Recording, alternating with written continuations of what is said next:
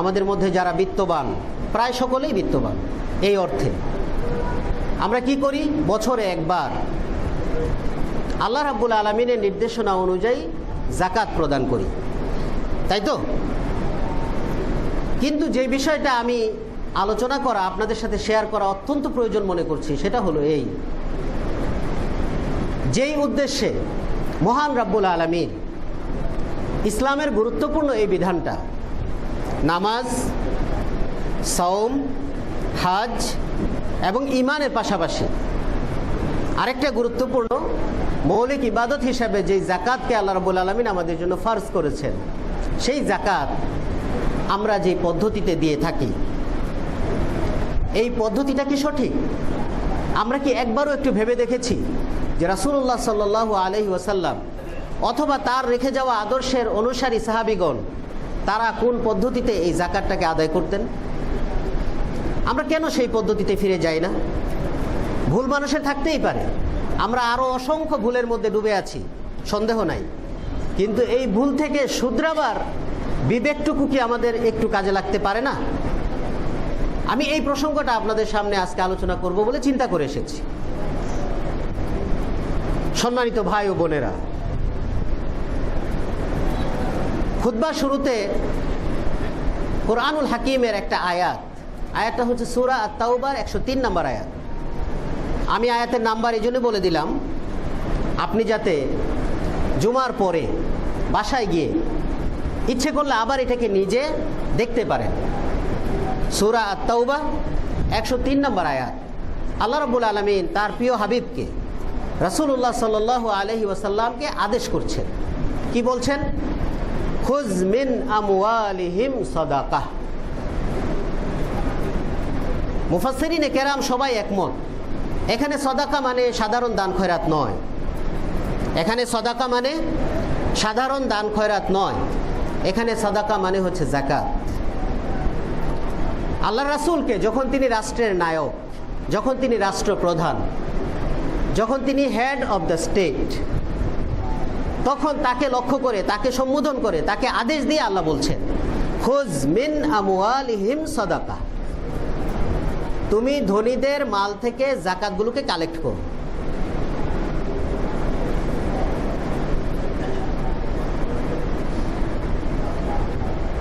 তুমি যদি যাকাতগুলোকে কালেক্ট করো তাহলে কি হবে? তুতাহহিরুহুম, তুমি তাদের থেকে এই যাকাতগুলোকে কালেক্ট করে ফেললে তারা পবিত্র হবে, তাদের সম্পদগুলো পবিত্র হবে। এরপরে কি হবে? ওয়াতুযাক্কিহিম বিহা, তোমার এই যাকাত কালেক্ট করার মাধ্যমে তাদের অবশিষ্ট সম্পত্তিগুলোতে পরিবৃদ্ধি হবে, বরকত হবে। এরপরে আল্লাহ বললেন, ওয়াসাল্লি আলাইহিম ইন্না সালাতাকা সাকানুল লাহুম ইন্নাল্লাহা শাকিরুন আলিম। সম্মানিত ভাই ও বোনেরা, আল্লাহ রাব্বুল আলামিন এই আয়াতে তার প্রিয় হাবিবকে আদেশ করছেন যেন তিনি তার অধীনস্থ যত ধনী মানুষেরা আছে, যাদের উপরে যাকাত ফরজ, তাদের এই যাকাতগুলোকে তিনি যেন তার কাস্টডিতে নিয়ে আসেন, তিনি যেন এগুলোকে কালেক্ট করে তার আয়ত্তে নিয়ে আসেন। এরপরে তিনি এগুলোকে কোথায় ডিস্ট্রিবিউট করবেন সে কথা অন্য জায়গায় আল্লাহ রাব্বুল আলামিন বলে দিয়েছেন। আমি যে সাইডটাকে একটু আলাদা করে গুরুত্ব দিয়ে বলতে চাই সেটা হচ্ছে, আজ থেকে প্রায় 40 বছর আগে, অর্থাৎ আমরা যখন ছোট ছিলাম তখন দেখতাম যে আমাদের বাবারা, চাচারা, আমাদের বড় ভাইয়েরা, তারা রমজান মাস আসলে তালিকা করতেন যে এলাকার অমুক অমুক ফ্যামিলি, 8টা-10টা ফ্যামিলির তালিকা করতেন যাদেরকে যাকাত দেওয়া হবে। আমরা দেখতাম যে এই তালিকার কাজে যারা জড়িত, অর্থাৎ যারা যাকাত দেওয়ার জন্য উদ্যোগ নিচ্ছেন, তারাও এরকম 8-10টা ফ্যামিলি। তাহলে একটা সমাজের 8-10টা ফ্যামিলি যারা যাকাত দানকারী হিসেবে পরিচিত, তারা বছরের একটা নির্দিষ্ট সময়ে যাকাত দেওয়ার জন্য এইভাবে উদ্যোগ নেন, তাদের যাকাতের পয়সাগুলোকে এক জায়গায় করেন। এরপরে তারা প্ল্যান করেন যে তাদেরই সমাজের অমুক অমুক 10টা ফ্যামিলি আছে বা 8টা ফ্যামিলি আছে, 5টা ফ্যামিলি আছে, তাদেরকে এই টাকাগুলো ডিস্ট্রিবিউট করে দেওয়া হবে। দেওয়া হতো, আজ থেকে 40 বছর আগে দেখেছি দেওয়া হতো। আমি এই মিম্বারে দাঁড়িয়ে বলছি এখনো দেওয়া হয়। বাট ঠিক যেই 10টা ফ্যামিলি জাকাত তখন দিত, এখনো তারা জাকাত দেয়। যেই 10টা ফ্যামিলি জাকাত তখন নিত, এখনো তারা জাকাত নেয়। আমার দৃঢ় বিশ্বাস, আপনারাও যদি যার যার ফ্যামিলিতে যার যার এলাকায় চিন্তা করেন, তাহলে এই চিত্রটাই খুঁজে পাবেন। কি ঠিক কিনা? নির্দিষ্ট কয়েকটা ফ্যামিলি জাকাত আগেও দিত, এখনো দেয়। নির্দিষ্ট কয়েকটা ফ্যামিলি জাকাত আগেও নিত, এখনো নেয়। তাহলে লাভটা হলো কি? জাকাত কি এই উদ্দেশ্যে আসছিল? জাকাতের বিধান কি এই উদ্দেশ্যে ছিল যে যারা জাকাত নিবে তারা চিরকাল নিতেই থাকবে, আর যারা জাকাত দিবে তারা চিরকাল দিতেই থাকবে? বিষয়টা কি এরকম ছিল? উদ্দেশ্য ছিল এর মাধ্যমে অবস্থার একটা পরিবর্তন ঘটানো, কি তাই না? এই পরিবর্তন কেন হচ্ছে না? 40 বছর আগে যা দেখলাম এখনো কেন তাই দেখছি? কারণ একটাই, সেটা হচ্ছে রাসূলুল্লাহ সাল্লাল্লাহু আলাইহি ওয়াসাল্লামকে আল্লাহ রাব্বুল আলামিনের পক্ষ থেকে যেই পদ্ধতিতে জাকাত আদায় করা এবং যেই পদ্ধতিতে জাকাত ডিস্ট্রিবিউট করার দায়িত্ব দেওয়া হয়েছিল, যেই পদ্ধতি তিনি আমাদের জন্য আদর্শ হিসেবে রেখে গেছেন, আমরা সেই পদ্ধতির ধারে কাছেও নাই। অত্যন্ত মর্মান্তিক ঘটনা গত সপ্তাহের আগের সপ্তাহে যা ঘটলো ময়মনসিংহে, আপনারা সবাই দেখেছেন, কি তাই না? জাকাত নিতে এসে 27টা তাজা প্রাণ মরে যাওয়া, এর চাইতে লজ্জাজনক কোনো ঘটনা আমার তো মনে হয় পৃথিবীর আসমানের নিচে দ্বিতীয়টি হতে পারে না। পারে কি? যুদ্ধ বিগ্রহে হাজার হাজার মানুষ মারা যায়, ইটস ওকে, হতেই পারে। কিন্তু আপনি আমাকে দান করবেন, সেই দান গ্রহণ করতে এসে আমি এইভাবে পদপিষ্ট হয়ে মারা যাব, এইটা মানে মনুষ্য সমাজে কল্পনা করা যায় না। কিন্তু এই ঘটনা তো ঘটে। এই ঘটনা এই বছর প্রথম ঘটেনি, এই ঘটনা বাংলাদেশে অতীতেও বহু ঘটেছে। হয়তো একসাথে 27 জন অতীতে মারা যায়নি, কিন্তু এই ঘটনা বাংলাদেশে অতীতেও অনেক ঘটেছে। কিন্তু আমাদের কারো তো কোনো টনক নড়েনি। কি টনক নড়েছে? আমরা যারা জাকাত দেই তাদেরও টনক নড়েনি, যারা জাকাত কালেক্ট করার কথা ছিল, ডিস্ট্রিবিউট করার কথা ছিল, তাদেরও কোনো টনক নড়েনি। তাহলে আমরা তো যেই মেরুতে ছিলাম সেখানেই আছি, আমাদের তো কোনো পরিবর্তন হচ্ছে না। সম্মানিত ভাই ও বোনেরা, আল্লাহ রাব্বুল আলামিন জাকাতের এই বিধান দিয়েছিলেন 3টা প্রধান টার্গেটকে লক্ষ্য করে। সেগুলো কি? একটা হচ্ছে যে জাকাত যদি সঠিকভাবে আদায় হয়, ডিস্ট্রিবিউট হয়, তাহলে সমাজের মানুষেরা যারা অতি অসচ্ছল তারা সচ্ছল হবে, অর্থাৎ মানুষের দারিদ্রতা বিমোচন হবে, দারিদ্রতা হ্রাস পাবে। আরেকটা হচ্ছে একজন সর্বোচ্চ ধনী আর একজন সর্বনিম্ন গরিব, এই দুইয়ের মধ্যে যা ব্যবধান আছে এই ব্যবধানটা একটু কমবে। ব্যবধান দূর হয়ে যাবে তা না, সবাই একেবারে ধনী হয়ে যাব তা না, কিন্তু ধনী মানুষটার সাথে গরিব মানুষটার যতটুকু ব্যবধান আছে ব্যবধানটা কমে আসবে। আর 3 নাম্বার টার্গেট ছিল, যেটা সবচেয়ে বড় টার্গেট, এই জাকাত ব্যবস্থা আল্লাহর নির্দেশনা অনুযায়ী যদি চালু হতো তাহলে মানুষের কর্মসংস্থানের ব্যবস্থা হতো। আপনারা এনবিআর চিনেন নিশ্চয়ই সবাই। NBR, national board of revenue, জাতীয় রাজস্ব বোর্ড, চিনেন না সবাই? জাতীয় রাজস্ব বোর্ডে হাজার হাজার লোক, কর্মকর্তা কর্মচারী চাকরি করে। তাদের পেছনে সরকারের কোটি কোটি টাকা খরচ হয়, কি হয় কি না? তারা আবার সরকারকে কোটি কোটি টাকা আদায় করে দেয়। কার কাছ থেকে? আপনার কাছ থেকে, আমার কাছ থেকে, অমুকের কাছ থেকে, তমুকের কাছ থেকে। নির্দিষ্ট লেভেলের উপরে যারা আয় করে প্রতি বছর, তাদের কাছ থেকে ওই এনবিআর এর ম্যান পাওয়ার যারা, তারা সরকারকে একটা বিশাল অ্যামাউন্টের ট্যাক্স আদায় করে দেয়। আর সরকার আবার তাদের পেছনে কোটি কোটি টাকা খরচ করে। সরকার তাদের মাধ্যমে আয়ও করে, আবার তাদের পেছনে ব্যয়ও করে। ধরে নিলাম যে তাদের মাধ্যমে যা আয় করে তার চাইতে তাদের পেছনের ব্যয় খুব নগণ্য, তাহলে সরকারের লাভ হয়। আমরা মেনে নিচ্ছি যে সরকারের এই খাতে লাভ হয়।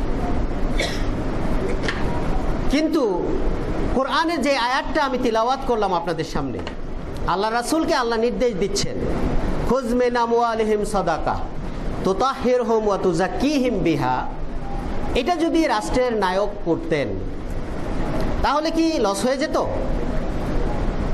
মানে পকেট থেকে কিছু টাকা দেওয়া লাগতো? তা কিন্তু নয়, পকেট থেকে দেওয়া লাগতো না। আল্লাহ রাব্বুল আলামিন চাচ্ছিলেন যাকাত দাতা এবং যাকাত গ্রহীতা, যাকাত দাতা এবং যাকাত গ্রহীতা তারা একে অপরকে চিনবে না। আমি একটু অপরিচিত কথা বললাম নাকি? আল্লাহ রাব্বুল আলামিন চাচ্ছিলেন যিনি যাকাত দিবেন তিনি জানবেন না কাকে যাকাত দিচ্ছেন, কারণ জানলেই তার প্রতি অহমিকা আসবে, আসবে কি না? যিনি যাকাত নিবেন তিনি জানবেন না কোন ধনীর কাছ থেকে তার কাছে যাকাতের মালটা এলো, কারণ যদি তিনি সেটা জেনে ফেলেন তাহলেই তার ওই ভাইয়ের কাছে নমনীয় হওয়া লাগবে। আমি তো মনে করি বাংলাদেশে যে পদ্ধতিতে অধিকাংশ মানুষেরা যাকাত দিয়ে থাকেন, এই পদ্ধতির কারণে মানুষের উপরে মানুষের প্রভুত্ব কায়েম হয়ে আছে। মানুষের উপরে আল্লাহর প্রভুত্ব ছাড়া আর কারো প্রভুত্ব থাকার কথা ছিল না, কিন্তু যাকাত দেওয়ার নামে আমরা গরিব মানুষদের উপরে নিজেদের প্রভুত্ব কায়েম করে বসে আছি, যেটা সুস্পষ্ট হারাম। আমি কথাটা বোঝাতে পারছি? এই পদ্ধতিতে যাকাত দেওয়ার নামে আমরা গরিব মানুষগুলোর উপরে নিজেদেরকে প্রভু সাজিয়ে বসেছি।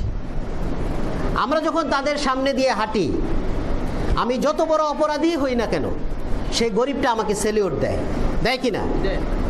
যেহেতু সে জানে যদি আমি তার প্রতি নারাজ হই, যদি আমি তার প্রতি বিরক্ত হই, তাহলে তার রিজিক বন্ধ হয়ে যাবে, এই বিশ্বাস তার আছে, যার কারণে সে আমাকে দেখলেই সেলিউট করে। আমি যদি কোনো অন্যায় করি, সেই অন্যায়ের প্রতিবাদ সে কখনোই করতে পারে না, করে না, কারণ সে মনে করে যে তার রিজিক আমার হাতে। সেটা বছরে একবারই হোক আর মাঝে মাঝেই হোক, সে এটা মনে করে যে এই ধনী লোকটাকে খেপানো যাবে না, এই ধনী লোকটাকে তুষামুত করে রাখতে হবে, কারণ তার রিজিক আমার হাতে। সম্মানিত ভাই ও বোনেরা, এই জায়গাটায় আমি মনে করি আমরা একটা মারাত্মক আকীদা বিধ্বংসী কাজ করছি।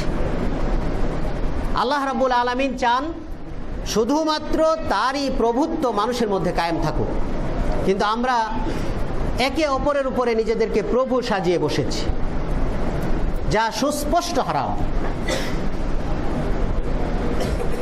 ধনী মানুষটা যখন ওই গরিবের পাশ দিয়ে হাঁটে, তার মনের মধ্যে একটু হলেও অহমিকা কাজ করে। সে মনে করে এই জনপদের লোকগুলো আমার দান দক্ষিণা খেয়ে বেঁচে আছে। কি মনে করতে পারে কি না? শয়তান কি সচল না সব সময়? আপনি আর আমি কয়েকজন মানুষ না হয় একটু ভালো, সবাই কি একরকম? নিশ্চয়ই সবাই একরকম নয়। যেই দানবীর লক্ষ লক্ষ টাকার যাকাতের শাড়ি আর লুঙ্গি দেন, তার মনে এই চিন্তা কি আসতে পারে না যে আমি একা এত লাখ টাকার যাকাত দিয়ে ফেললাম, এতগুলো মানুষকে আমি শাড়ি দিলাম, এতগুলো মানুষকে আমি লুঙ্গি দিলাম, এতগুলো মানুষকে আমি খাদ্যদ্রব্য দিলাম, তার মনে কি এই চিন্তাটা একবারও আসতে পারে না? অবশ্যই পারে। এই চিন্তাটা যদি এসে যায়, তাহলে কি তার এই আমলটা আল্লাহর কাছে গ্রহণযোগ্য হবে? না। লা তুবতিলু সাদাকাতিকুম বিল মান্নি ওয়াল আযা। আল্লাহ কি বলছেন? লা তুবতিলু সাদাকাতিকুম বিল মান্নি ওয়াল আযা। খোঁটা দিয়ে, কষ্ট দিয়ে তোমাদের সাদাকাকে তোমরা নষ্ট করে ফেলো না। খোঁটা আপনি মুখে দিচ্ছেন না, মনে মনে দিচ্ছেন। খোঁটা আপনি মুখে দিচ্ছেন না, কিন্তু মনে মনে ঠিকই দিচ্ছেন। আপনার মনে এই জিনিসটা সক্রিয় যে মাশাআল্লাহ হাজার হাজার মানুষকে আজকে যাকাত দিলাম, মাশাআল্লাহ শত শত ফ্যামিলিকে আমি উঠাই দিলাম। কি আসতে পারে কিনা আপনার মনের মধ্যে এটা?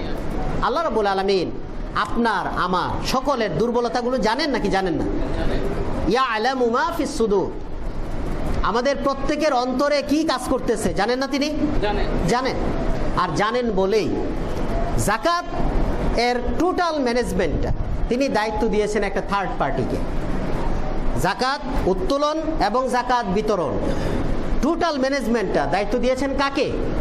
একটা থার্ড ম্যানেজমেন্টকে, থার্ড পার্টিকে, যেই পার্টি ধনী এবং গরিব উভয়ের উপরে কর্তৃত্বশীল।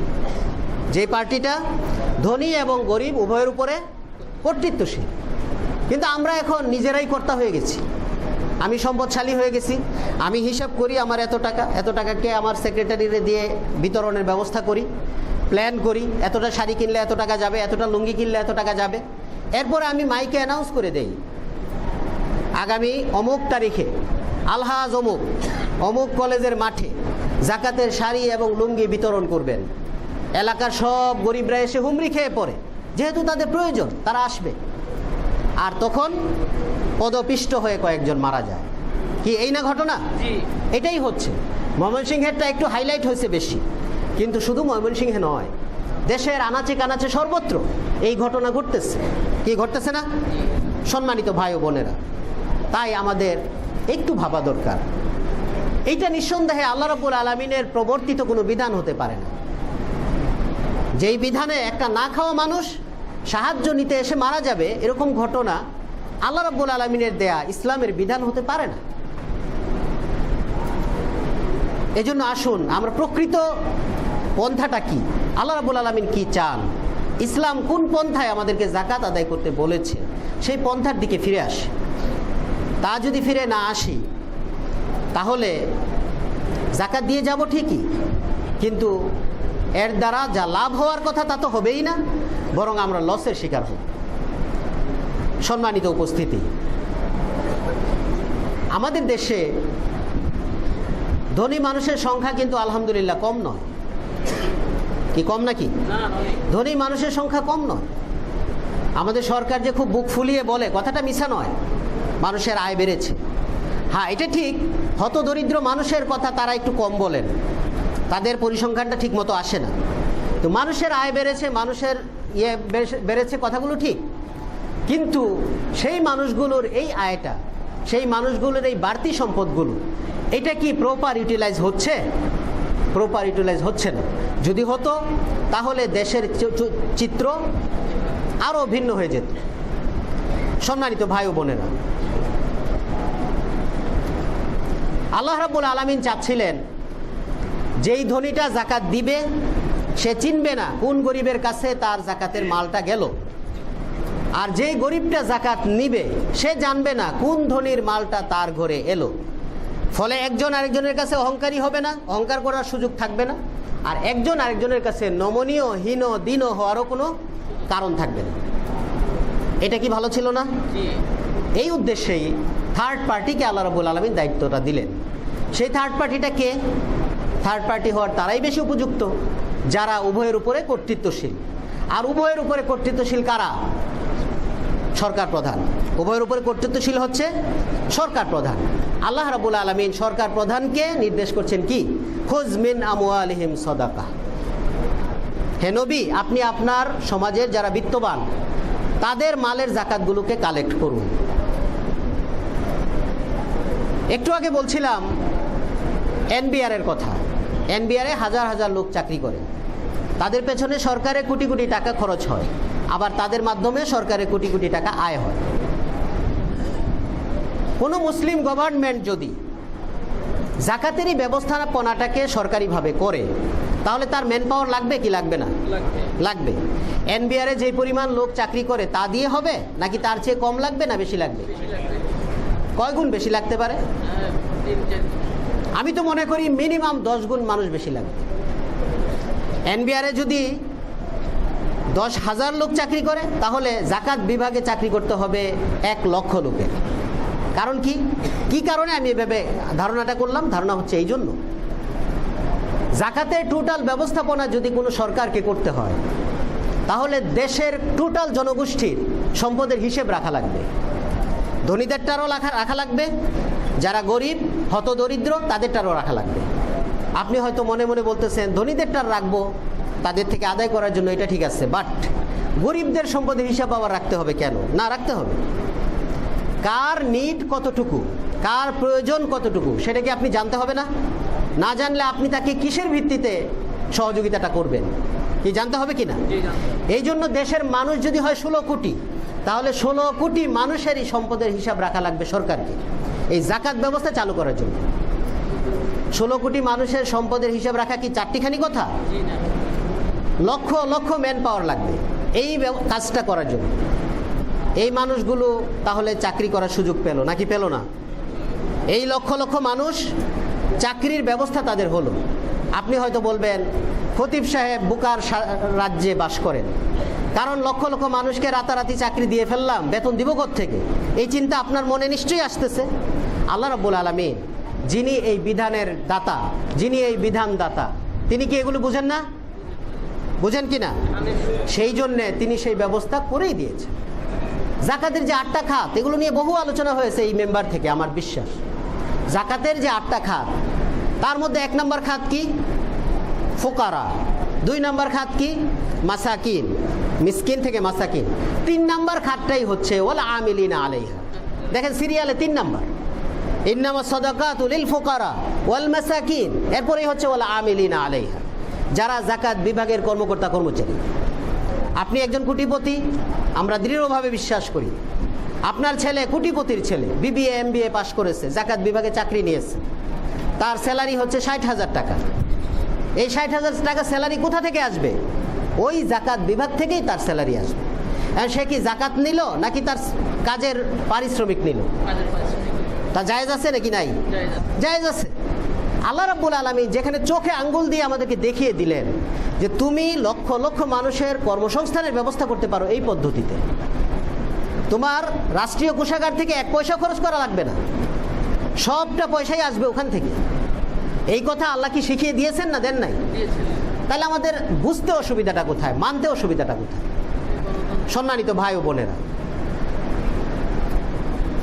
আমি এই বিষয়টা ভাবলে খুব অবাক হই যে এত সুন্দর সহজ পদ্ধতি যখন আমাদের প্রভু অত্যন্ত দয়াপরবশ হয়ে আমাদেরকে শিখিয়ে দেন, তারপরেও যখন আমরা এটাকে না দেখার ভান করি, না জানার ভান করি, তখন এটা কি আল্লাহ রাব্বুল আলামিনের সাথে, আল্লাহ রাব্বুল আলামিনের বিধানকে অবজ্ঞা করা নয়? তিনি অত্যন্ত সুন্দর করে বলে দিচ্ছেন যে এই ব্যবস্থাপনাটা করতে হবে সরকারের পক্ষ থেকে। এই ব্যবস্থাপনা করার জন্য বিশাল একটা ম্যান পাওয়ার লাগবে, তাদের কর্মসংস্থান হয়ে যাবে এর মাধ্যমে, এবং এই লোকগুলোর বেতন ভাতা যত লাগে সেটা কোটি কোটি টাকাই লাগবে। কোটি কোটি টাকা আসবে কোথা থেকে? ওই জাকাতের ফান্ড থেকে। তাহলে এটা মানতে অসুবিধাটা কোথায়? আমি তো বুঝি না, কি অসুবিধা আছে? অথচ আমরা যেই পদ্ধতিতে এখন জাকাত আদায় করছি, এই পদ্ধতিতে আমি গরিব মানুষটাকে চিনি, আমি জানি যে আমার ফ্যামিলির, আমার এলাকার, আমার আত্মীয় স্বজনের, আমার প্রতিবেশীদের ভিতর থেকে এই ফ্যামিলি এই সমস্যায় আছে, তাদেরকে আমি জাকাতের টাকা দিয়ে করছি, কি বলে, প্রোভাইড করছি। আমার মনের ভিতরে আমি যতই বলি না কেন যে আমার মধ্যে কোনো রিয়া নাই, আমার মধ্যে কোনো অহংকার নাই, আমার মধ্যে কোনো কিচ্ছু নাই, তারপরেও কি এটা থেকে আমি মুক্ত? নিঃসন্দেহে আমি এটা থেকে মুক্ত না। তা আমি কেন এই ঝামেলার মধ্যে নিজেকে ফেলতেছি? এই জন্যে নামাজ কিন্তু কায়েম হওয়ার কথা ছিল সরকারিভাবে, ছিল না? কিন্তু সরকার কি নামাজ কায়েম করছে না আমরা করেছি? একটু সাহস করে বলেন না, কে নামাজ কায়েম করেছে? এই মসজিদের ব্যবস্থাপনা কি মাননীয় প্রধানমন্ত্রী এসে করে দিয়েছেন না আমরা করেছি? আমরা এলাকা ভিত্তিক করে নিচ্ছি না? নামাজ যদি আমরা নিজেরা কায়েম করার মতো একটা পরিবেশ করতে পারি, তাহলে জাকাতের বিষয়টা নিজেরা একটা সেমি গভর্নমেন্টাল সিস্টেম করে কি অ্যারেঞ্জমেন্ট করা যেত না? কি বলেন? সরকার করছে না, ভালো কথা। সরকার তো অনেক কিছুই করে না, অনেক কিছুই করা দরকার, করে না। আল্লাহ রাব্বুল আলামিন পরিষ্কার করে বলছেন সূরা আল হজ 41 নম্বর আয়াত, সূরা আল হজ 41 নম্বর আয়াত। এটাও বলে দিচ্ছে এই জন্য যে আপনি ঘরে গিয়ে যাতে দেখতে পারেন। আল্লাহ রাব্বুল আলামিন বলছেন আল্লাযীনা ইম্মাক্কান্নাহুম ফিল আরদ, মুসলিম সরকার প্রধান যাদেরকে আমি যদি ক্ষমতা দেই, রাষ্ট্র ক্ষমতা কোনো ভূখণ্ডে, তাহলে তারা প্রধানত 4টা কাজ করবে। কয়টা কাজ করবে? 4টা কাজ। প্রথম কাজটা হচ্ছে আকামুস সালাহ, তারা নামাজ কায়েম করবে। কিন্তু সেই নামাজ কায়েম দুঃখজনক হলেও সত্য আমাদের সরকার প্রধানরা করেননি। 2 নম্বর কাজ কি? আতাউ যাকাত, তারা জাকাত ব্যবস্থা চালু করবে, সেটাও করা হয়নি বলেই ময়মনসিংহের ঘটনা ঘটেছে। 3 নম্বর কাজ কি? আমারু বিল মারুফ, তারা সৎ কাজের আদেশ দিবে। আর 4 নম্বর কাজ কি? নাহাউ আনিল মুনকার, তারা অসৎ কাজ থেকে মানুষদেরকে বিরত রাখবে। আপনি ঢাকার কোনো অভিজাত এলাকায় কোনো একটা লেকের পাড় দিয়ে হাঁটছেন, একটা অন্যায় কাজ হতে দেখলেন, আপনার দায়িত্ব কি? নিষেধ করা না, প্রতিবাদ করা না? কিন্তু করতে পারবেন? করলে হিতে বিপরীত হয়ে যেতে পারে। ক্ষেত্র বিশেষে এমন অবস্থা যে আপনি যদি প্রতিবাদ করতে যান তাহলে হিতে বিপরীত হতে পারে। কিন্তু মাননীয় সরকার যদি করে, পারবে কি না? প্রতিহত করতে পারবে কি পারবে না? পারবে। তাইলে দায়িত্বটা কাকে দেওয়া সঠিক? সরকারকে। আল্লাহ রাব্বুল আলামিন বুঝেন নাকি বুঝেন না? সেই জন্যই দায়িত্বটা সেখানে দিয়েছে। এর অর্থ কিন্তু এই নয় যে আপনি দায়িত্ব মুক্ত, আমি দায়িত্ব মুক্ত। আমার ঘরের ভিতরে যে অন্যায় হয় সেই অন্যায়ের প্রতিহত করার দায়িত্ব আমার নিজের। আর যেটা যখন আমার বাইরে চলে যাবে, ক্যাপাসিটির বাইরে চলে যাবে, তখন প্রশাসন দেখবে। কিন্তু যার যার অধীনস্থ এলাকায় তার দায়িত্ব হচ্ছে নাহি আনিল মুনকার করা। কিন্তু কেন্দ্রীয়ভাবে এই দায়িত্বটা কার? সরকার প্রধানের। তো যেই কথাটার জন্য এই কথাটা আনলাম, মুসলিম রাষ্ট্রপ্রধানকে আল্লাহ বলছেন তাদের প্রধান কাজ হচ্ছে 4টা। তার মধ্যে 2 নম্বর কাজ ছিল এটা যে জাকাত ব্যবস্থা চালু করবে। এখন রাষ্ট্রপ্রধান করে নাই, তাই বলে কি আমরা মুসলমান থাকবো না? আমরা কি ইসলামের মৌলিক বিধানগুলো পালন করব না? রাষ্ট্রপ্রধান তো আমাদেরকে নামাজ পড়তে বলে নাই, আমরা তো আসছি, কি আসি নাই? রাষ্ট্রপ্রধান আমাদেরকে সিয়াম পালন করতে নির্দেশ দেয় নাই, আমরা কি করি না? করি। রাষ্ট্রপ্রধান আমাদেরকে হজ করার জন্য তাগাদা দেয় না, তাই বলে কি আমরা হজ করি না?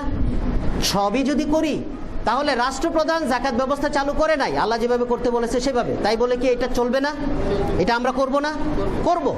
আমরা চাইলে নিজেরা একটা সেমি গভর্নমেন্টাল সিস্টেম করে ওই পদ্ধতিতে জাকাত আদায়ের ব্যবস্থা করতে পারি, যেভাবে করলে ওই কল্যাণগুলি লাভ হয়, যেভাবে করলে ওই কল্যাণগুলি লাভ হয়, যেই কল্যাণগুলি আল্লাহ চাচ্ছিলেন যে জাকাতের মাধ্যমে লাভ হোক।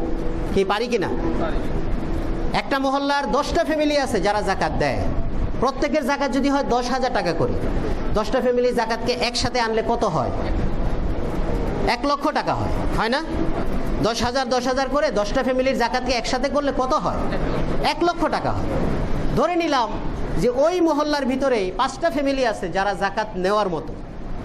ওই 5টা ফ্যামিলিকে যদি এই 1 লক্ষ টাকা নগদ সমানভাবে ভাগও করে দেই, তাইলেও কি লুঙ্গিয়া শাড়ির চাইতে একটু ভালো হয় না? নাকি নাকি আপনার এরকম লাগতেছে 25,000 টাকা দিয়ে ফেলবো, 20,000 টাকা দিয়ে ফেলবো গরিব মানুষটাকে? হ্যাঁ, আপনাকে আমি বলছি না 20,000 টাকা দেওয়ার জন্য, কারণ গরিব মানুষের স্বভাব খারাপ আছে। 20,000 টাকা দিবেন, 20 দিনে উড়ায় ফেলবে, আছে না এরকম? তাহলে আপনি কেন অন্য কোনো পন্থা অবলম্বন করেন না? সরকার হলে যেটা করতো, ওরকম কোনো পন্থা নাই? আছে। সেই পন্থা আমরা ইচ্ছে করলে নিজেরা করে নিতে পারি। যেই 10 জনে মিলে 1 লাখ টাকা জাকাত কালেকশন করলাম, সেই 10 জনের একটা কমিটি আমরা কিন্তু নির্ধারণ করতে পারি যে এইবার 5টা ফ্যামিলির ভিতর থেকে 5টাকে নয়, আমরা বরং যে কোনো 2টা বা 3টা ফ্যামিলিকে দেওয়ার মতো দিব। যাকে যেভাবে দিলে আগামী বছর আর দেওয়া লাগবে না সেভাবে দিব। কি ইচ্ছে করলে পারি না? অবশ্যই পারি। যেই ফ্যামিলিতে একটা অশিক্ষিত যুবক আছে, যার অন্য কোনো কাজ করার এবিলিটি নাই, রিক্সা চালাবার এবিলিটি আছে, আপনি তাকে 3টা রিক্সা কিনে দেন। একটা সে নিজে চালাবে, 2টা সে ভাড়ায় খাটাবে, আর ওইটাকে নজরদারি করার জন্য একটা লোক রাখেন। কি করলে করা যায় না? অবশ্যই করা যায়। যেই কাজটা সরকার করতো কেন্দ্রীয়ভাবে, সেই কাজটাকে ইচ্ছে করলে আমরা কিন্তু স্থানীয়ভাবেও ওই একই পদ্ধতিতে করে নিতে চাইলে করতে পারি।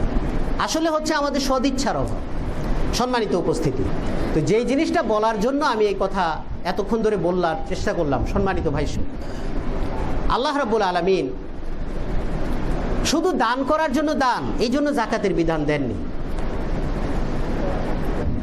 আল্লাহ রাব্বুল আলামিন যেই পদ্ধতিতে, যেই লক্ষ্যে এই জাকাতের বিধান দিয়েছেন, সেই পদ্ধতি পুরোটা না পারলেও তার আংশিকও যদি আমরা পারি এবং ওই পদ্ধতিতে করার কারণে যদি মূল লক্ষ্য কিছুটা হলে অর্জিত হয়, তাহলে আমি মনে করি বর্তমানে প্রচলিত এই পদ্ধতির চাইতে আমরা অনেক দূর ভালো একটা পদ্ধতিতে ফিরে যেতে পারব। অন্যান্য ইবাদত আমরা যেমন নিজ উদ্যোগে করি, জাকাতের ব্যাপারটাও চলুন আমরা নিজ উদ্যোগে একটা সেমি গভর্নমেন্টাল সিস্টেম করে নেই। তাহলে দেখা যাবে যে দারিদ্রতা বিমোচন, যেটা জাকাতের অন্যতম লক্ষ্য ছিল, সেটাও হবে, ধনী গরিবের ব্যবধান কমা সেটাও হবে, এবং কিছু মানুষের কর্মসংস্থানের ব্যবস্থাকরণ সেটাও হবে।